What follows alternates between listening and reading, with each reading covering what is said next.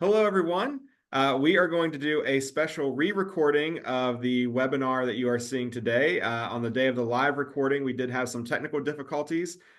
So Sergey and myself are going to, we are re-recording this webinar for you all and to enjoy. So we're going to have some of the Q&A questions that we answered live on the day. We are going to repeat that. So if you stick around to the end, you will see those questions. And then any other questions that we did not get to during the webinar, you will be receiving a link with a written answer and response to all those questions that we couldn't get to. So without further ado, I'm going to introduce Sergey to you all, and he's going to do a presentation on nebulizers. And then I'll do a brief presentation on some interference-free standards, and we'll go ahead and get started. So if you're not familiar with Sergey, Dr. Sergei Leikin is the co-founder and managing director of TSP, that's Texas Scientific Products, a supplier of high-quality consumables and innovative sample introduction systems for ICP, atomic emission, and mass spectrometers. Prior to starting at TSP, he worked as an applications laboratory manager for premier instrument manufacturers of both the ICP OES, ICP mass spec, and microwave digestion equipment.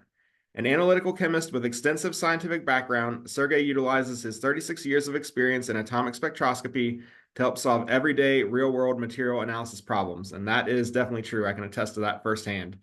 At TSP, Dr. Leikin directs the new product and business development while keeping the focus on what he likes the most, problem solving. Sergey received a master's degree in optical electronic systems and a PhD in analytical chemistry.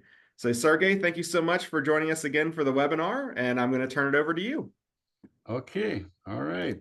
Well, thank you. Thank you for such a warm introduction, and let's dive into the in the world of nebulizers. All right, so I'm going to get straight to the world of nebulizers without introduction to our company, so just to save valuable time. So most of the people knows us, and if you don't, you can look at our website. But we do manufacture the nebulizers, and we supply the other nebulizers, all the consumables. So why did we choose this particular topic and decided to talk about the nebulizers? Why it's so critical? So when you're buying in the process of getting the spectrometer, right? And if you get it already, so it's a pretty significant price tag. It's goes up to $250,000. And if little accessory that comes into it is around a few hundred to a couple of $1,000 is just not right for whatever reason for your application, then all of these good-looking instruments is just turns to a set of good-looking panels and a bunch of electronic boards. If you look at what is the nebulizer is, and it's a pretty simple thing, right? That the Wikipedia expresses it as the device or apparatus that converts liquid into the fine mist. And we deal with nebulizers in our everyday life, right? With the paint spray, or for medical purposes, there are inhalers. So that's the devices that produce liquid into the mist. But when it comes to analytical nebulizers for ICP or ICP-MS, the choice is overwhelming, actually overwhelming for everyone, including the industry professionals. And in order to get to this, this is what we do. We help. And if our customers are reaching out to us, or you guys reaching out to us with problems, or with, that's what we do. We're trying to help and navigate and resolve the issues that you're currently having. When we ask, what type of nebulizer do you have? 9 times out of 10, this is what we hear. It just came with my instrument. And what it means is the ICP manufacturers, they have what's so-called default nebulizer. And it's not necessarily best from the technical standpoint, because there are some other considerations there, the price, availability, being protocols with the QC/QA things. And this is the default thing. So it also depends on the sales professional that you dealt with. If you dig into what you do, so then you may end up with a right nebulizer. If not, so you may be struggling. And if that would be so simple, And sometimes it works, right? But if you're running into the something like that, which is what I call real world application, it could be clinical samples with direct blood, the bunker oils, the industrial samples with particulate, or with oils for refining purposes, that it's a waste oil from the food chain. So the default nebulizer will be unlikely the one that is successfully to be used. The ICP manufacturers do provide some help, and you can find it on some of the websites. This is just one example of so-called nebulizer selection guides. And so here is just one example. You see a number of nebulizers. There are different parameters there, the efficiency, the precision, HF tolerance, and ability to run organics, and also like self-aspiration. I don't see here the particulate tolerance, but that comes on. This is the first page. So this is a bit of a help, but it's still, it could include few pages, and it really requires some help from the outside. Now, if you look at all of that, and let's see what will be the ideal or the dream nebulizer. Well, it's no nebulizer at all, meaning you can set it and forget it. So this is not my line. This is actually the one of the famous commercial lines that have been used in the different industry. But I felt that this is what actually would be properly describe what we would ideally want from our nebulizer. Just set it and don't touch it. That would be the ideal world. In what it means, it will run reliably, it provide consistent performance and stability, and we don't have to touch it, so it will be no maintenance or minimum maintenance with that. If we transfer it to a more technical language, or translate it to more technical language, so then we expect from our nebulizer provide us best efficiency or sensitivity and precision. It should handle samples with high amount of total dissolved solids. Also, it should be able to handle the particulate content, because the general recommendation is to filter the samples and prevent nebulizer to be clogged and all of that, which sometimes is not even feasible to do for some sample types. So we would like the nebulizer to be able to handle it, and to be HF resistant. So this is not all of labs obviously want to deal with HF, but some of them do. So it's just it gives a bit of a universal use for the nebulizer. So it's also HF resistant, so you don't have to switch between a few of them. So that's what our dream is.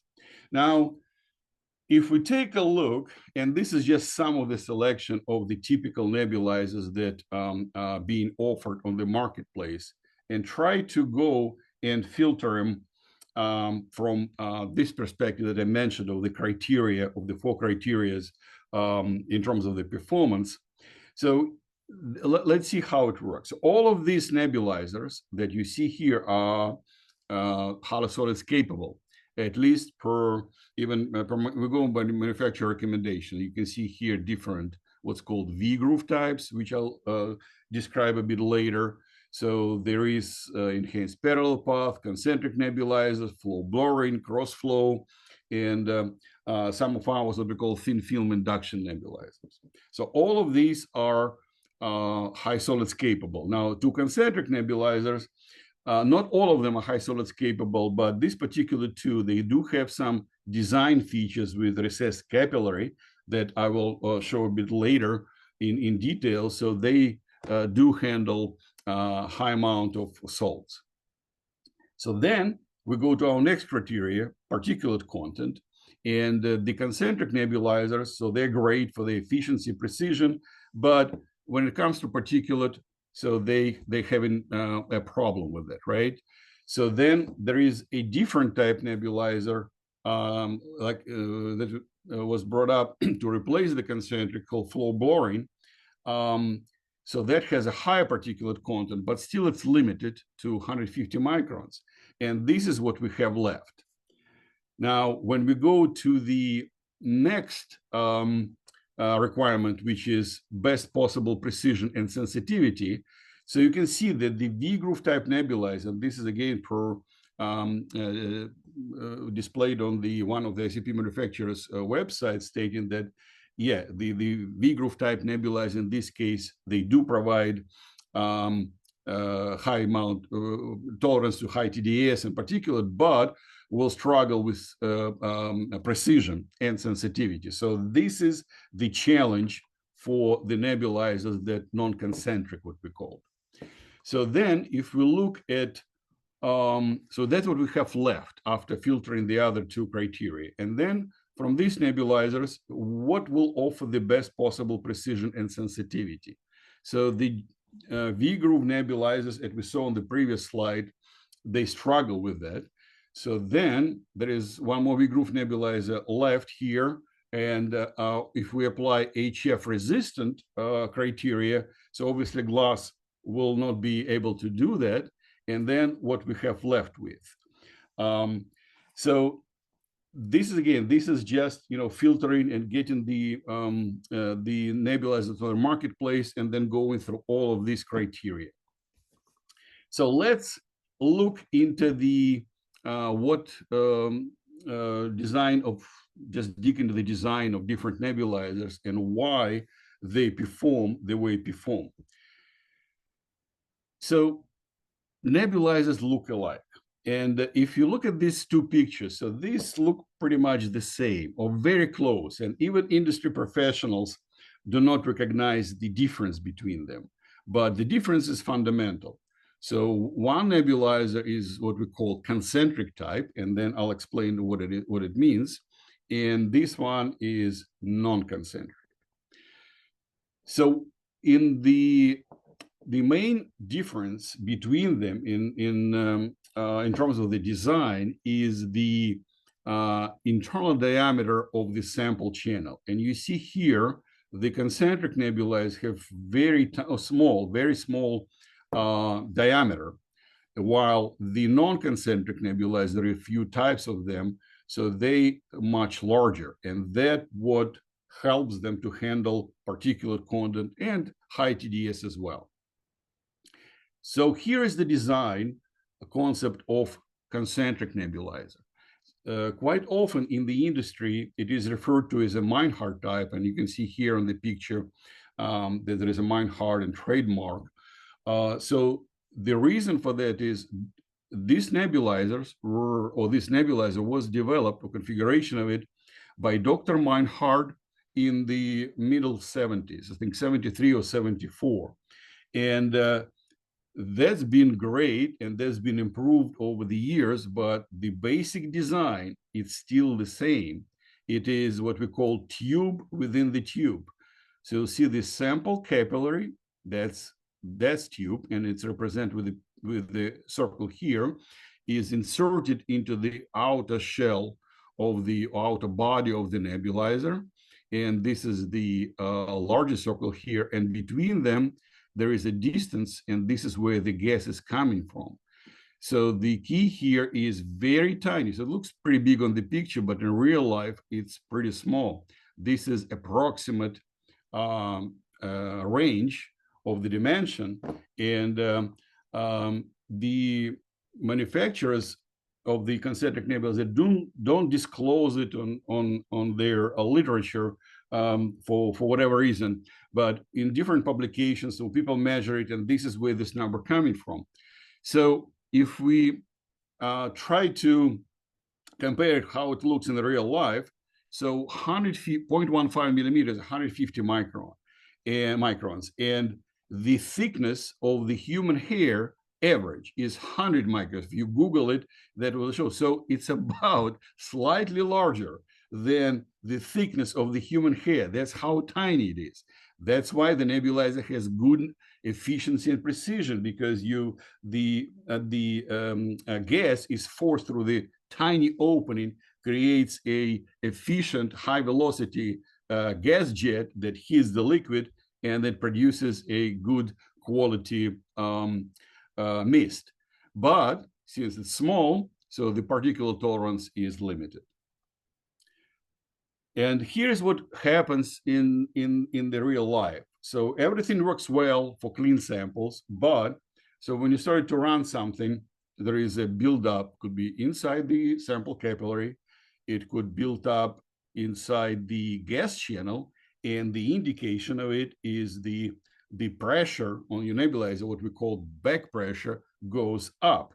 And that's also the monitoring tool. So some of the manufacturer software even monitor the back pressure, and that's something you can look if you need to check the performance. Look at the pressure on your nebulizer. If it's elevated, it's blocked. If it's below the specified value, you have a leak in the sample introduction system. So that's a little bit of a jumping ahead to troubleshooting of these performances of the nebulizers. So there is also a sample material that can be inside. And here is the picture from the live nebulizer taken from this publication. So the nebulizer design, so see the capillary, the sample capillary, sample channel is recessed, means it moved away a little bit from the orifice of the nebulizer.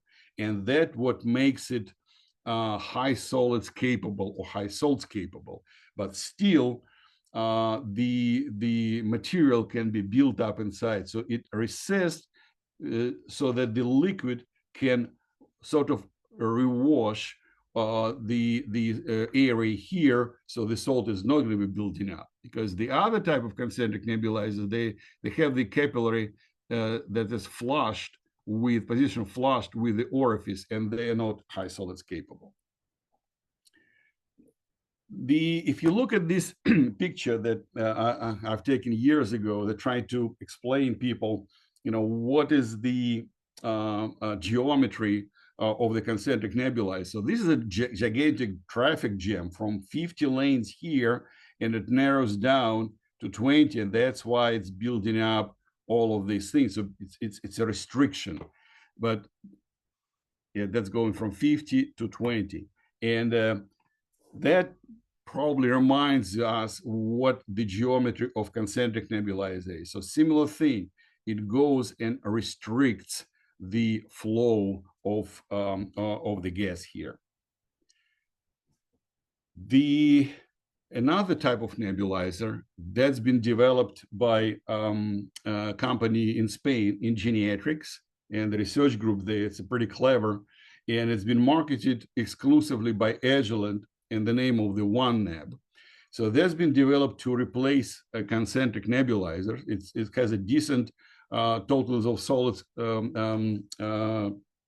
tolerance, and also can handle larger particle size according to manufacturer specs, but still limited to about 150 microns. The geometry and design of this nebulizer is quite different, and it's similar to concentric in some way, but the sample path is straight, it's not restricted, it's not changed over the length of the nebulizer as compared to some concentrics, and the gas is not coming like on the concentric under the angle. It's coming almost perpendicular, sort of like in a cross flow, but in a much contained space. And what it does, it mixes with liquid and creates the turbulent mixing, and that provides the efficiency and high quality of the aerosol, which is small particles, and make this nebulizer very efficient at this small sample uptake rate. But still, if you can look at this, the space here is pretty tiny, and you can get that's why the particulate content is higher than on the claim to be higher than the concentric nebulizer, but still limited.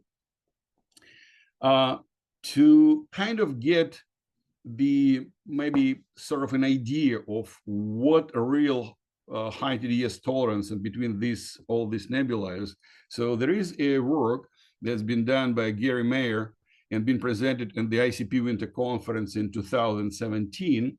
So he get all of these different nebulizers, which is Optimistic Cell is one of our thin film induction nebulizers. It's Mirror-Mist Enhanced Parallel Path. It's concentric nebulizer from one of the manufacturers of these, and the one neb, the flow blurring that I showed you on the slide before. So this is pretty exotic, I would say, matrix, but it just to give general idea on how these nebulizers perform. So when it started, and you can see here the bar represents the efficiency. So the concentric being the highest here, a little bit with, in par with one neb, but these two nebulizers, Enhanced Parallel Path and ours, are pretty much in the same ballpark, maybe 20% less. And then when it goes through the run, you can see here that after about 1 hour, so the efficiency becomes the same because the efficiency of the concentric and one neb drops. And then here it becomes less, and then it drops here, and then it's almost down to nothing. Why the Enhanced Parallel Path and our nebulizer, thin film induction nebulizer, stay almost unchanged. So that's a exotic application, but kind of give you an idea what to expect in terms of the tolerance to high TDS when it comes to that. So we talk a lot about concentric nebulizers and their limitation, but what they are good for and what I think it would be best to use them at. So one of the very good use of them would be in case you have to run chemicals or reagents that are so aggressive they're going to eat through the or destroy or disintegrate any material available for the peristaltic pump tubing. So then you can use the concentric nebulizer to self-aspirate. Then you can bypass the peristaltic pump and get your sample through just the Teflon capillary connection that's used on all the nebulizers. Also, it's some of the clean waters, drinking waters typically, but some of the drinking waters that we saw here, yeah, I couldn't believe it. They look almost like in industrial waters, so they were pretty tough. But for clean drinking waters, yeah, absolutely, the concentric nebulizer will work well. The other good application would be if you need to run high volatile organics and you don't have access to the expensive, good but expensive cooled spray chamber, then you can use the concentric, what's called micro nebulizer, with limited or small sample uptake rate, somewhere between 0.1 to 0.4 mils per minute, or even smaller if needed. And so that will get you a limited amount of sample to the plasma. It will reduce plasma load, and you will be able to run high volatile organics with high power settings and adjust that, but the plasma should be able to handle it by reducing the solvent load. So now we describe in details the concentric nebulizer designs, how the nebulizers that handle the particles and why they handle the particles look like.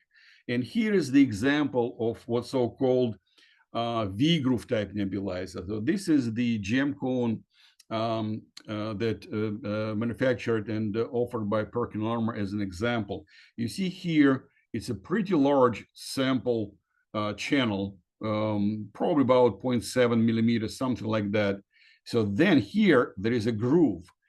And then it comes to the gas comes from here, which is the sapphire cone that is being glued by epoxy into the big body of the nebulizer. So the sample comes here, and the V groove is designed to direct the liquid flow to the gas orifice. So it's a gravity-driven nebulizer, so that's why there is a V groove there. So that will drive or help to direct liquid straight to the gas. It's pretty solid nebulizer. There is some limitations there, but it works for particles pretty well. The other example is what we manufacture is similar concept with gas and sample being separated. And but there is no V groove. We don't employ the V groove on the tip of the nebulizer. It's a different action going on. That's why it's called thin film, that we work the surface tension to work, and that actually will work even without gravity driven. And it's pretty. The efficiency of this nebulizer is better, and it's better precision as well. Here is the anatomy of it, or the closer look at the tip, and you see here the sample channel is pretty big.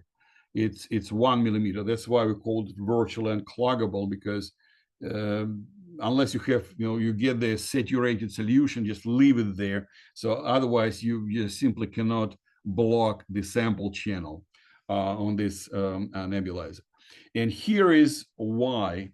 Also, that simple diagram explains what's going on there.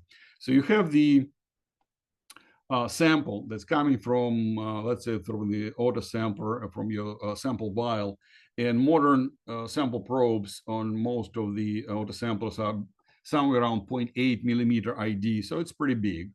And then it goes to the sample adapter that's connected to it. That's a typical range of the internal diameters, because there are smaller ones, but we don't use them because they're going to really be filtering this stuff, and you're going to be just stopping and removing this all the time. So it goes from the smaller size to, when it gets to the nebulizer, it's a larger one. So it's not like on the concentric, contrary to concentric, when it goes from larger sample ID to a smaller one when it's restricted. That's why particle getting stuck there. Here, the particle, if it goes through that, which is pretty big, it goes to 1 millimeter and just comes out without any problems. So what would be the good application for nebulizers handle high particulates and things like that? So I brought this slide because we keep seeing that even for that type of application, it's agricultural soils where high production, so people have to get, processing 1,000 samples a day very quickly, and take the soil, and this is the part that, handling the soils, and then put them in the, along with extractant, which is going to be malic-3 or some other type of extractants. And then even they apply the filtering. You see here, the sample is still pretty, looking pretty rough. And we still hear from our customers that they're struggling with concentric nebulizer being supplied for this application. And here's clearly you can use any of non-concentric nebulizers for that when you see particles, and it will be just fine. The other good or proper use of non-concentric nebulizer is any analysis of oils, wear metals and oil. This is the bunker oil. This is really, really rough. And here is the waste oil from the food chain used for refining and getting, building some biodiesel and things like that. So you see here, the picture is they're sitting horizontally on the bench, and the oil is so thick that it's solidified at room temperature. So anything like that with oil, edible oils, vegetable oils, the wear metals in oils, used oil, so that all can be handled very well, or should be handled with non-concentric nebulizers. Now, here is the example of also of some of the performances. So when I mentioned that the concentric nebulizer is usually more efficient and provide better detection limits than non-concentric, but here is the example where it actually works the other way. So this is a publication where a group in Spain look at phosphorus in all kinds of petroleum product with high particulate content, and that include different type of oils and things like that.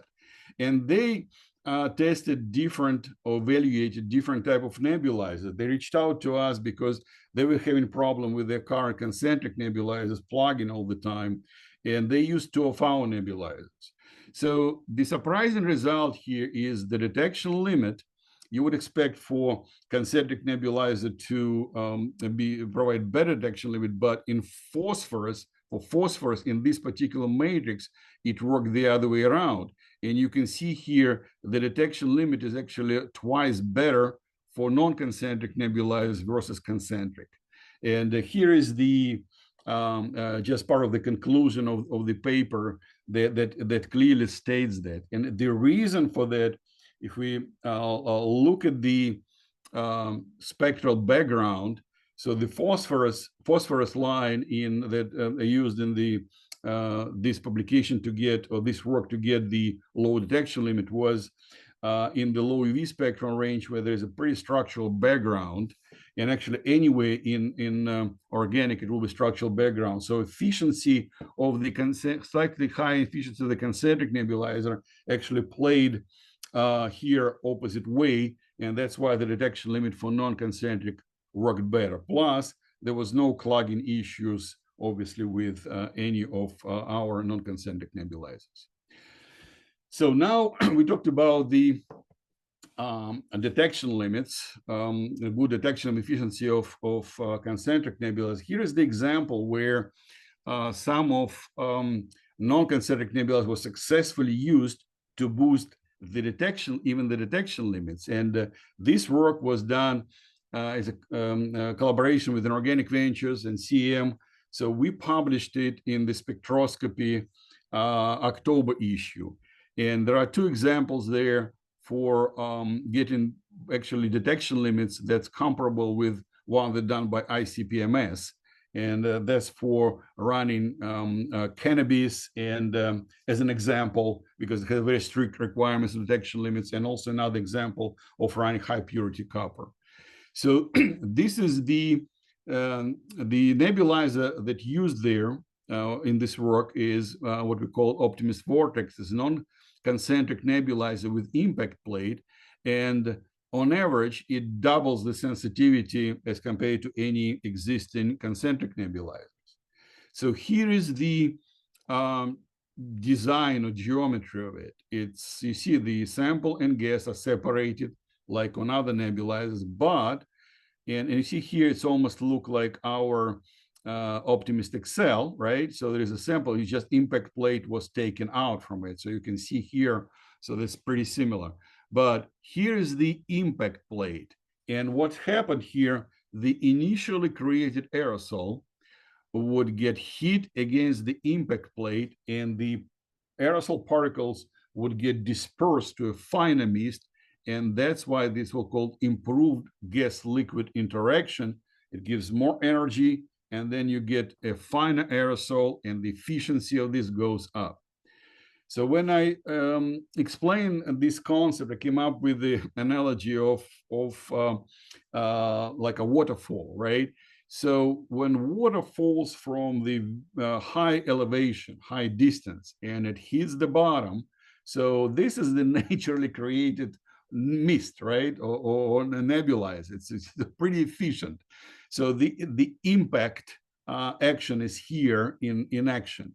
And this is what happening, similar thing happening with this nebulizer, where, and you can see here the comparison between when the spray chamber is not misting and how dense the mist is. So we could probably put the picture of, when you get the concentric nebulizer and compare the mist, but you see here, it's almost like a fog inside that, and that indirectly shows up the efficiency of this nebulizer.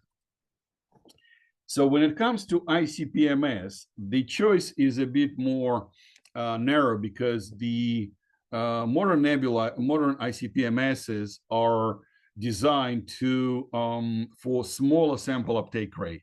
So that's why there are micro nebulizers that to be used, and so they're typically made or offered from HF-resistant materials, or clean. I should say cleanliness here is more important than the HF resistance. So it's PFA. There are some nebulizers made from Teflon, and there is a glass or quartz microflow nebulizers. So the alternative to it that we offer, again, it's non-concentric, what we call optimist ion. And the difference here is much larger sample channel. So if you look at this diagram, so all of the microconcentric nebulizers that use for ICP-MS have very small or tiny sample channel ID, because to make it work well at a smaller sample uptake rate. So it has to be small in order to handle it, produce the good mist. But we were able, with unique design, we were able to stand up and keep the sample channel ID at a pretty large size, so it can handle particulate as well. So here is the example of how this worked in the real life. This is the poster that's been presented by University of Arizona, a lab for emerging contamination. Mary Kay, Mrs. Mary Kay Amistadi from university. So this is her poster. And you can see here some of the highlights. So this lab have to handle different type of samples from different researchers within the university. So today it could be insects, unique insects. Tomorrow it can be clinical samples, blood, and soil digest or wood digest, you name it. And the lab really, under this environment, when it go and change, it doesn't have time to filter it or centrifuge it that's normally required for any ICP-MS application. And they were struggling with what they have to deal with. But when we put, our nebulizer, we're able to go with, and this is just the snapshot of what they do within about 9 months, 17,000 samples with no blockages, and surprisingly, not even no maintenance. What we say about the filtering and centrifuging that would normally every lab have to go through, and that's what actually recommended by the industry manufacturers. So this is the best way. What is the best way to deal with nebulizer problems? Is prevention, and by prevention it means filtering the sample, centrifuging, pre-filtering, cleaning, maintaining, to do all of that. And that's obviously works, and that's what labs deal with, but that adds a cost and it's time consuming. So the cost is rising. So the average cost of this filter is about $1 per sample, and you can do the calculation. So if you can bypass that, you will increase your productivity, and it will help you to get cost of your lab down. So at the end, I would like to share with you our new products that we're pretty excited about. So it's it came up with the HF-resistant version of our Optimist XL glass or quartz nebulizer, and we called it Optimist Ultimate. It builds from being manufactured from the one of the high performance plastics called Ultim, and this is the peak version of it.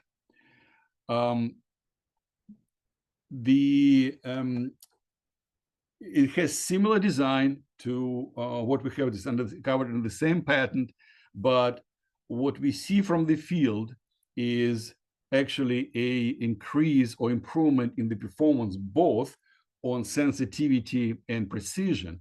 And also the feedback that we're getting is, some of our users, they put it in, I think it's been on the market since the last PeatCon, which is a year and a half.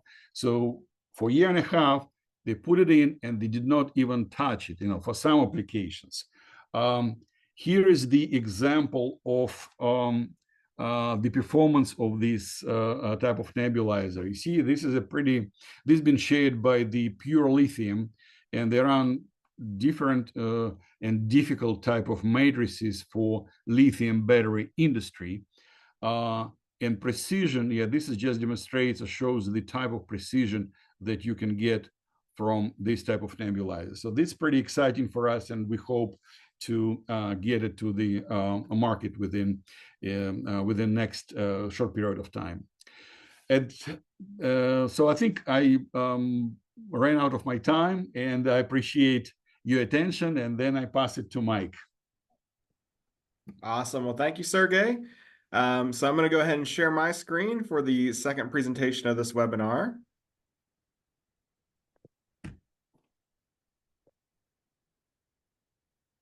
All right. So for my presentation, I want to talk to you all about method development and more specifically the role of optimizing your standards to avoid some interferences.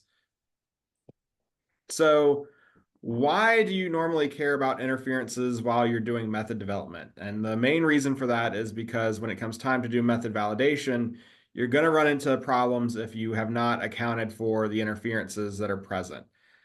So during validation, usually you'll have 7 key characteristics that you're worried about.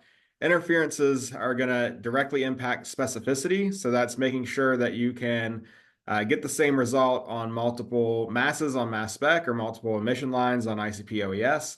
And accuracy is going to be a big one. If you're running, a method validation and you have some control samples, if you haven't taken into account the interferences correctly, your accuracy is not going to be very good on lines or masses that have those interferences. So worrying about your interferences is crucial during method development, just so you save yourself some time in the end during method validation.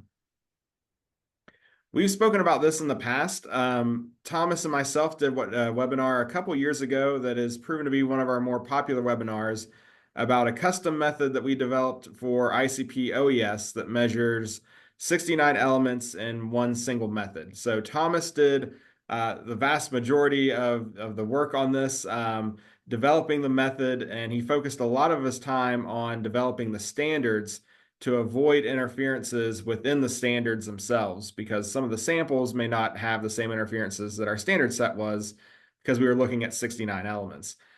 So that work was really critical, and I think it's a really good example of how worrying about your standard design can have a huge impact on your final method, not in so much of the accuracy and precision, but in this particular case, just a huge time savings as well. So definitely, if you're interested, check out this webinar. It's available on our website. If you go to our educational resources, our technical videos, you'll scroll down the page and you'll see it. This is what the thumbnail of the video looks like on this screen or on the slide.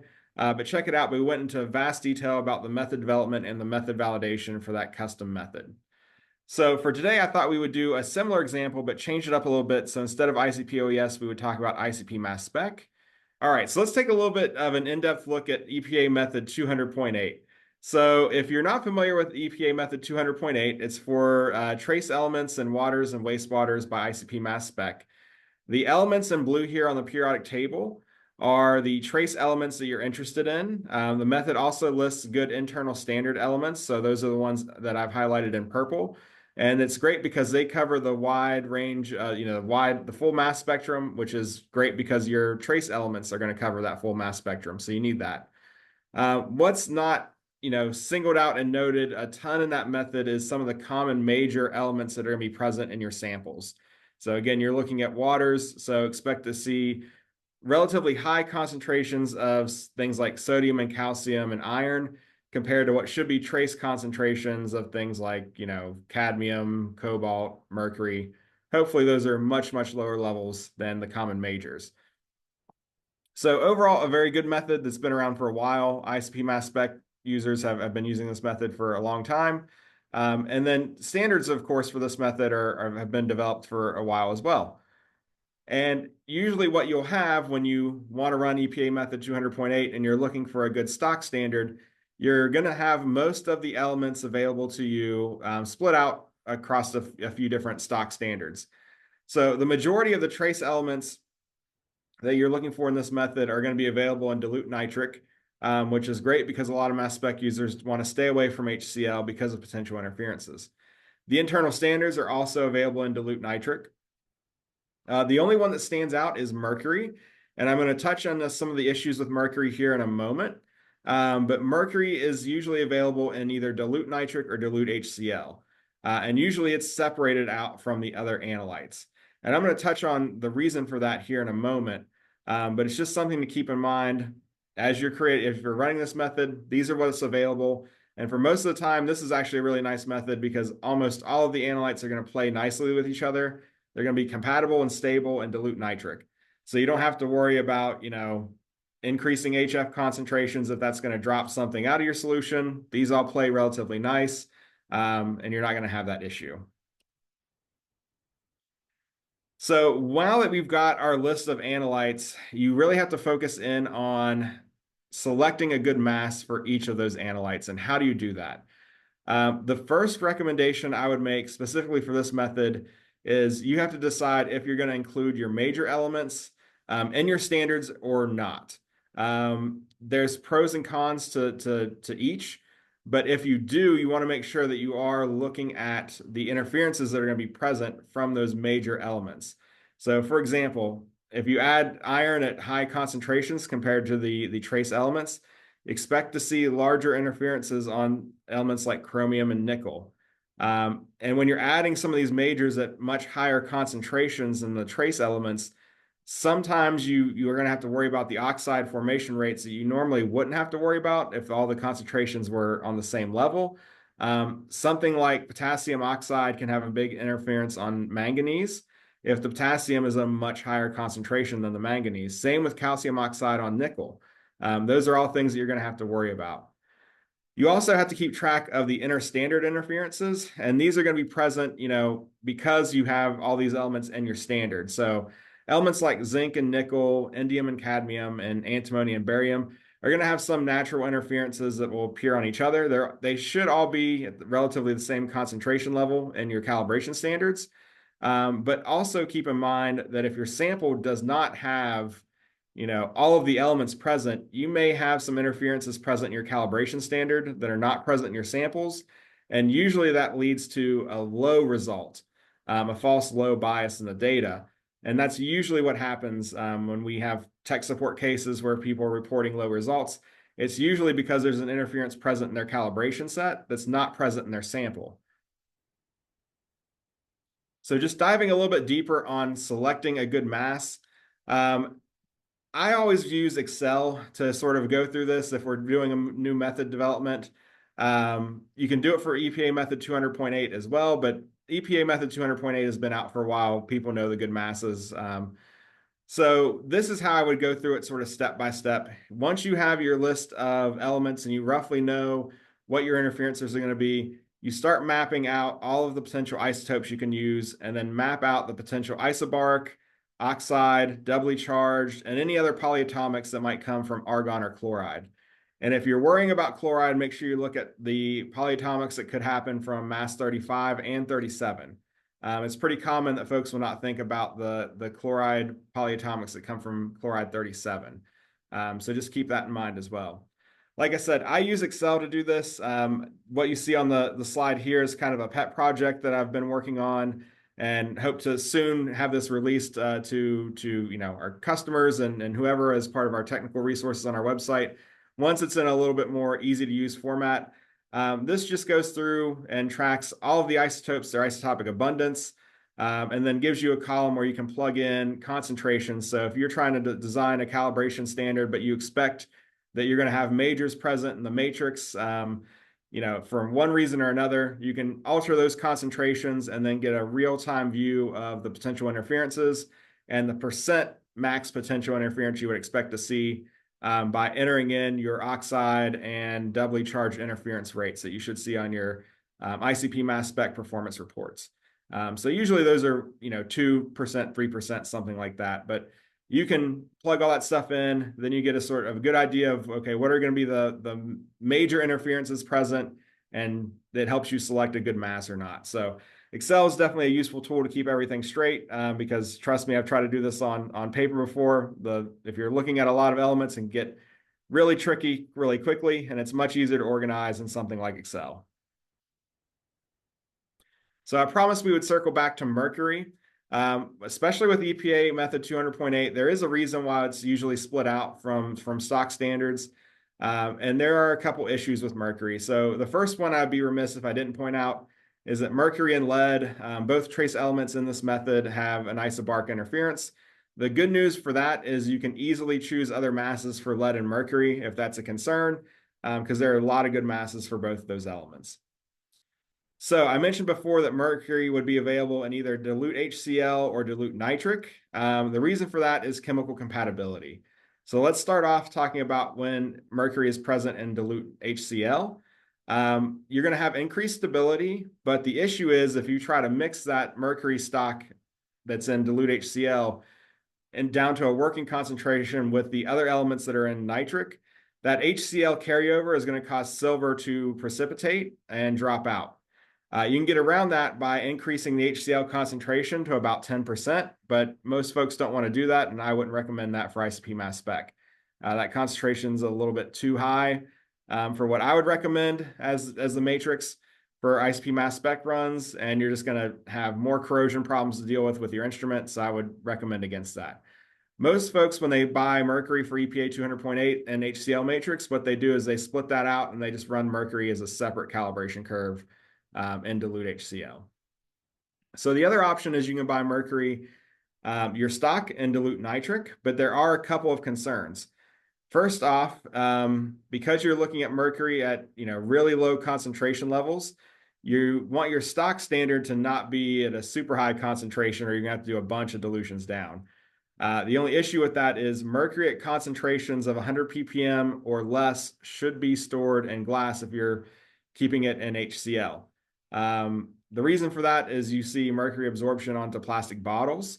So if you're storing it in glass, you're not going to see that absorption. It should be stable for longer. But the issue with that is glass bottles, at least all the ones that we've tested, have contamination. And particularly for this method, we've always found aluminum, barium, nickel, and zinc present in glass bottles. So that's a major issue. You can stabilize the mercury with 1 ppm gold to keep it in dilute nitric in a plastic bottle, but your stability is going to be very limited, especially when you're at working concentrations for this method of about a ppb or lower. I would expect stability to be limited, even stabilizing with gold, to a week, maybe a little longer, maybe a little less, somewhere around that time period. But you're going to have to constantly remake these working solutions to keep nitric in dilute nitric acid with the mercury with all of your other elements. So it can be kind of a headache to go through and remake all of those working solutions. EPA method 200.8 and section 7.4, where it talks about making calibration standards, it specifically points out that you could split out barium and silver. Now, this method was written a long time ago. I'm not exactly sure why they pointed out specifically barium and silver could be split out. Those are perfectly compatible and stable with most of the other trace elements. Again, with the exception of being mercury and HCl. Those are going to be fine. I would recommend, instead of splitting out barium and silver, take a look at splitting out zinc and cadmium instead.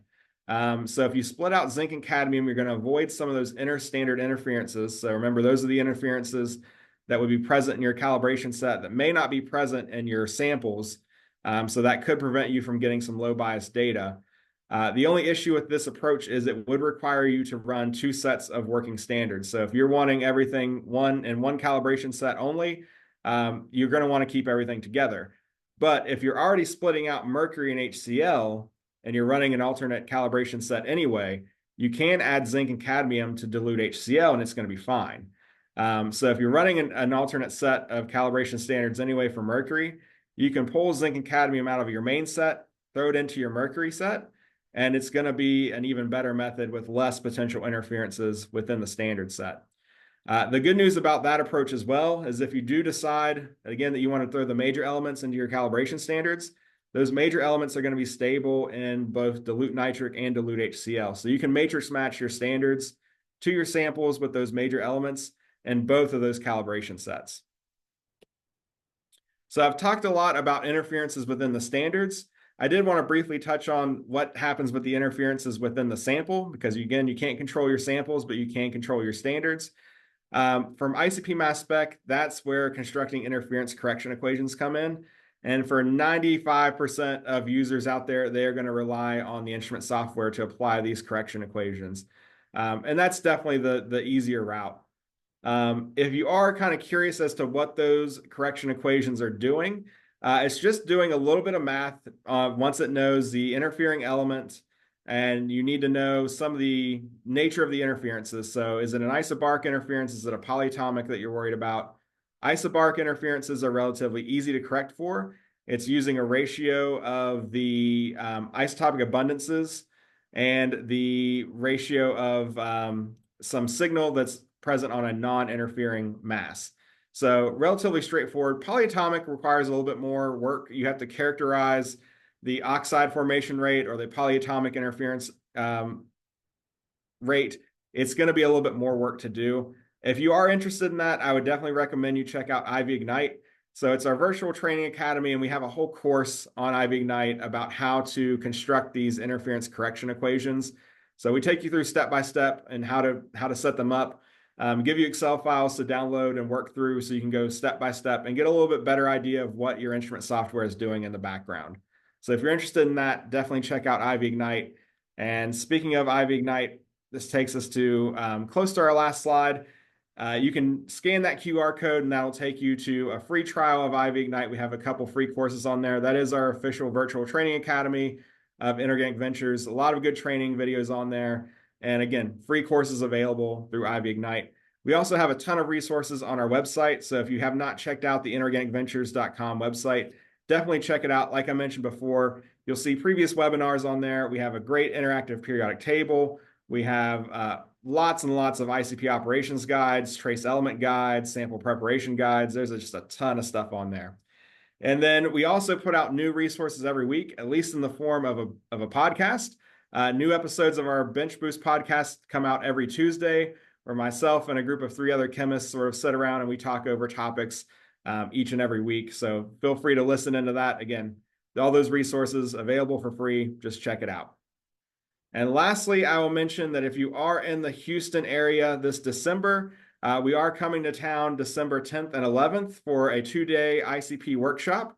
And actually, Sergei is going to join us this year as one of our guest presenters. So it's going to be a great time.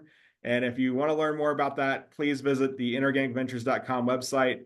There's more information there, or reach out to myself or info@inorganicventures.com. We'll send you all the information, but it's going to be a great event. And if you can make it, I hope to see you there.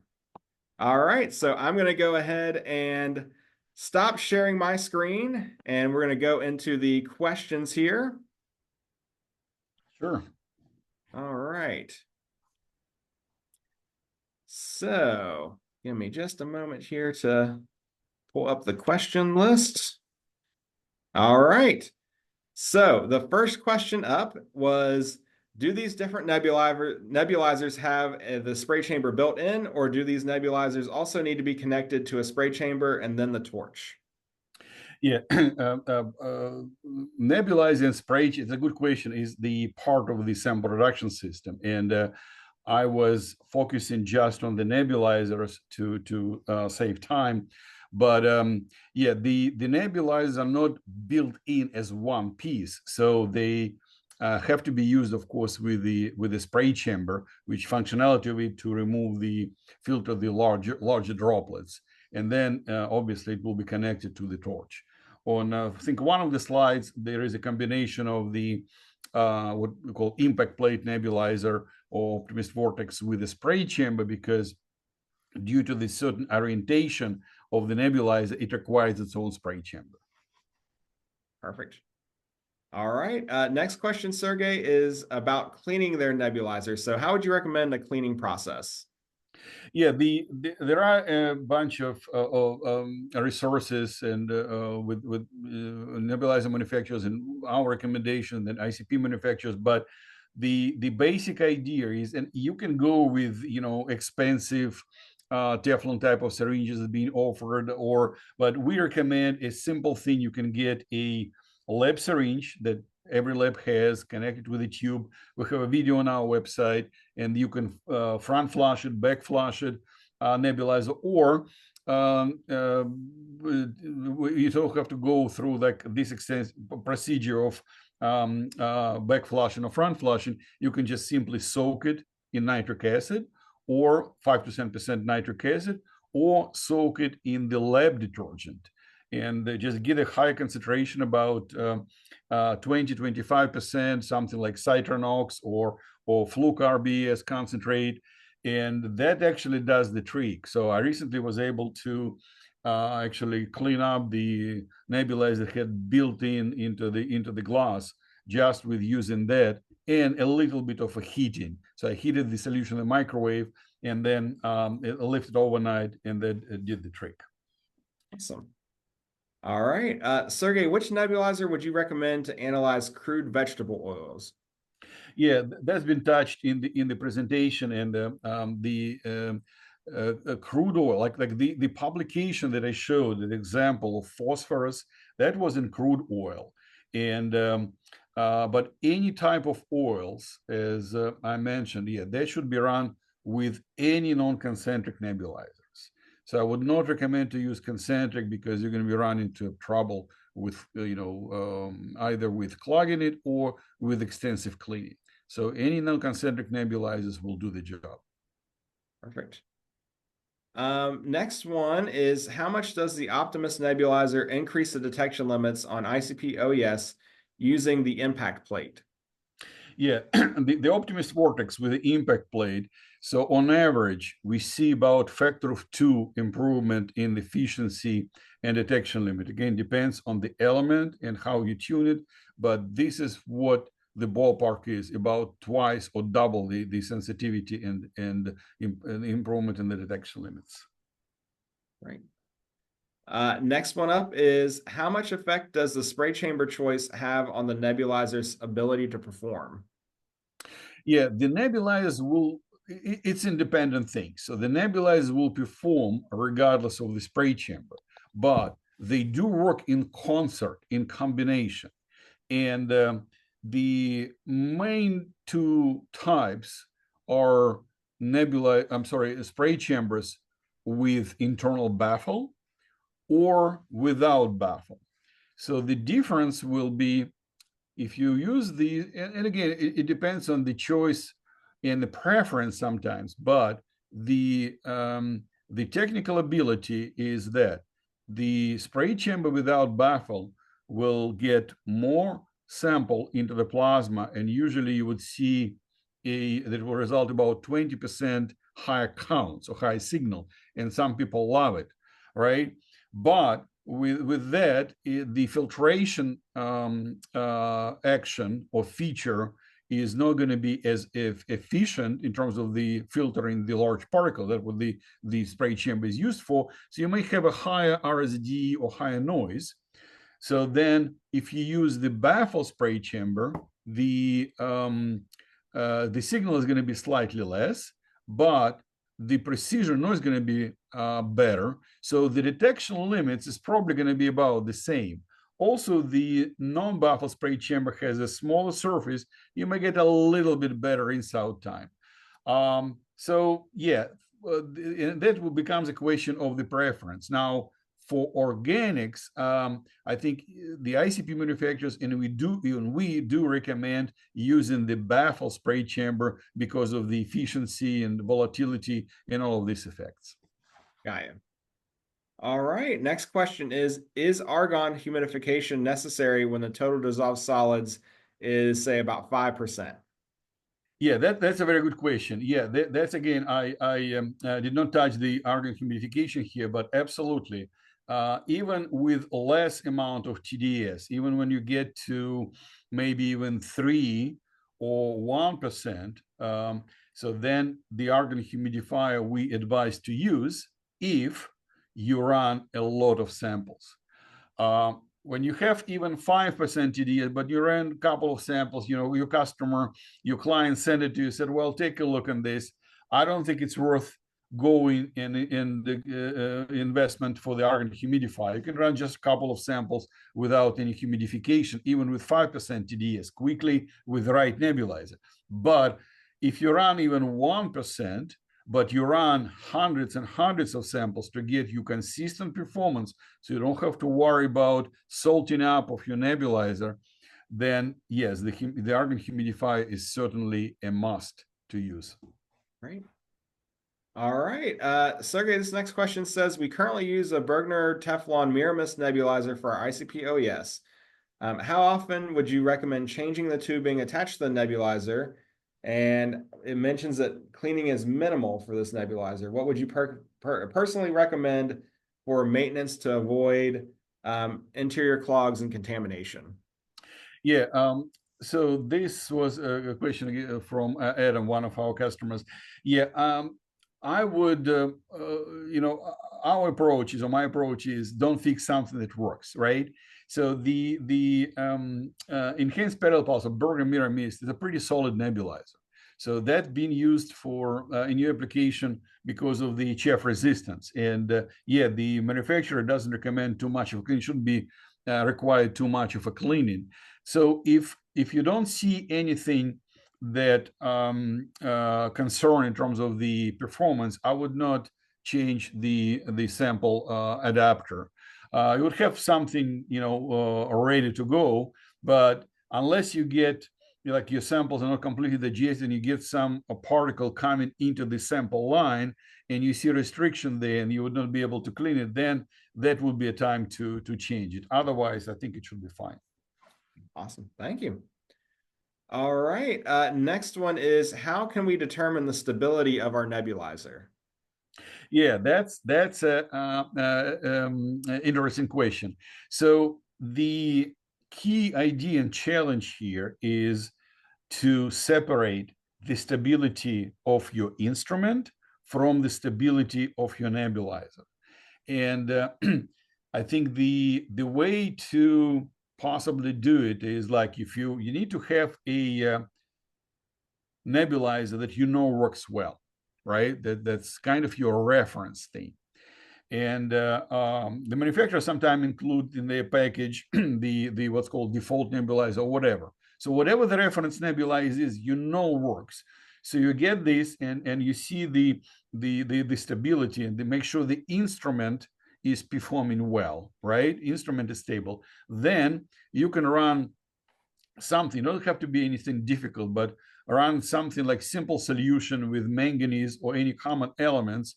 Just monitor a few elements and maybe argon lines, and run it for a few hours every 10 minutes on the auto sampler, and then you will see the stability, and they can make some kind of a judgment, and then you can compare it to the same performance for the reference nebulizer. So that would be one way of doing it. Great. And I think you kind of answered part of the next questions about what parameters can we check to ensure the nebulizer is working properly. But this other person had a question about they're currently using a PFA microflow nebulizer. Is there a better option or a more robust nebulizer than this one? Yeah, that's the parameters is one of the things that I mentioned pretty quickly in the presentation. So when you need to determine the health of your nebulizer, so one of the parameters to look at, main thing, is the nebulizer pressure, or back pressure as we call. Many ICP manufacturers now in their softwares, or some of them even warn you if it goes over a certain level, it gives you, oh, your pressure is up, just monitor it. But I think every ICP manufacturer software at least have it that you can look at it and display it. So that would be the one thing to do. If the pressure is elevated, and you should have a record of it. For example, you apply 1 liter per minute of the nebulizer flow, and you say, okay, my nebulizer has whatever 150 kilopascals, or 2 bars, or 30 psi, depends on the area of the roll that you're working with. And then, so you have this as somewhere recorded. And then if you see the pressure goes higher, then there is a restriction, and then you realize you have to take a look and maintain it and do whatever to bring it back. And if the back pressure is lower, so then you have a leak somewhere in the sample reduction system. So the other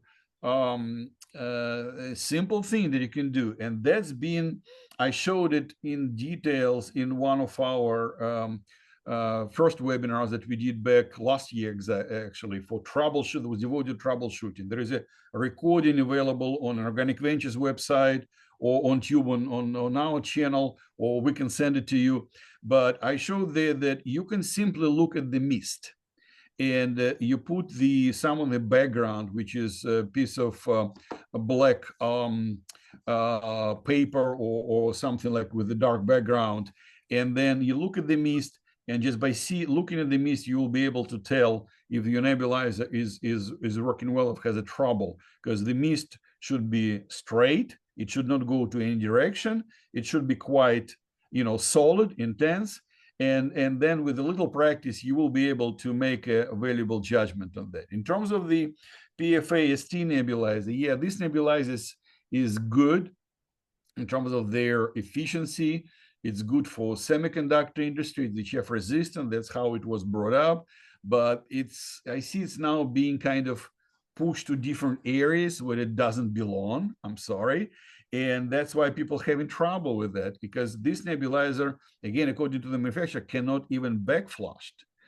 And yeah, I don't know what particular application the owner of the question is, or the author of the question does, but yeah, there are definitely number of nebulizers on the market that more robust. If that has to be HF resistant, there is enhanced parallel path nebulizers that I mentioned in the presentation. There is the nebulizers we offer that made by Cyberlex that actually backflushable and has very similar design and performance than PFAST.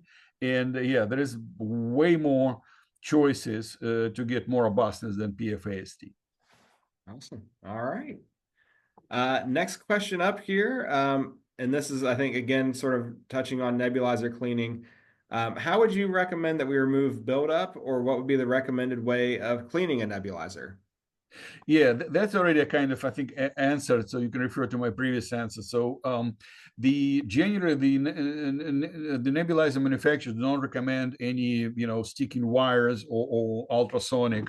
So that's no, right? But the removing the blockages, right? So again, backflushing either with the lab syringe, and we have a video on our website, and I can share with the author of the question offline. So then, again, depends on what get there. If there is a salt up, so you could try to soak it in nitric acid, 5 to 10%, and maybe heat it up a little bit, leave it overnight. And also if there is a metal that will coming from the corrosion of the parts that connected to the nebulizer, that should dissolve quite often. And this is even the Teflon nebulizer struggle from that. When you're running solution with high sodium content, especially, the sodium presence gets and built up the salt up that getting stuck, believe it or not, even to Teflon, that's actually very hydrophobic. So in this case, when normal cleaning doesn't work, and again, you can try, surprisingly, the soaking in lab detergent with a high concentration with a bit of a preheating before actually worked. But if it doesn't, so then what we do for our nebulizers, we offer cleaning. And in this case, we don't recommend it for our customers, especially the one that don't deal with HF. But a glass of quartz nebulizer can be even the Teflon can dip briefly into 10% HF, and that will shaken up the stuck deposit to the surface and will clear it up. But that's a pretty extreme case. Normally, again, back flushing with any of the device that's available, whether it's a lab syringe or more expensive accessory, and soaking in nitric acid or lab detergent. Or if you run organics and you have something, a residue from there, you can soak it even in acetone. Awesome. All right. And then the last question. Our axial lens has been picking up film-like deposits, and we are replacing them more often recently. We are seeing lower sensitivity in the axial view. Could this have something to do with the nebulizer we are using? Yeah, that's unlikely with the nebulizer. So depends on what the instrument is, what design is of the axial instrument, because there are different configuration of the axial view. I don't know what it is, but what particular is, but There are some axial views with optical plasma interface.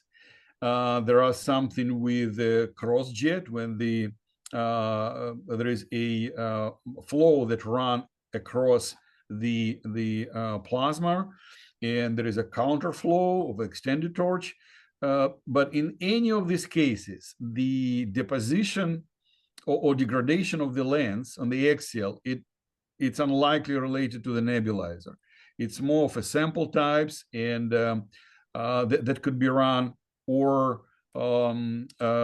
something related to the particular design, or maybe not enough flows to get there. But all the instruments struggle with it with the time. It could be part of the regular maintenance. Got it. Okay. On the instrument, not on the nebulizer. Awesome. Well, thank you so much, Sergey. Just a reminder, there were about 10 plus other questions that that Sergey has been kind enough to answer in writing. So you will get those as well, probably with the invite to view this recording. But if you are viewing this later and you want to get those questions, please feel free to reach out to us so we can get those to you as well. Do want to say thank you so much for your time. And until next time, I hope you have a great rest of your day. And Sergey, thank you so much for spending your time with us and giving these great presentations and great answers. Thank you. Thank you for inviting me, guys. It was always fun and a pleasure. Thank you. Thanks.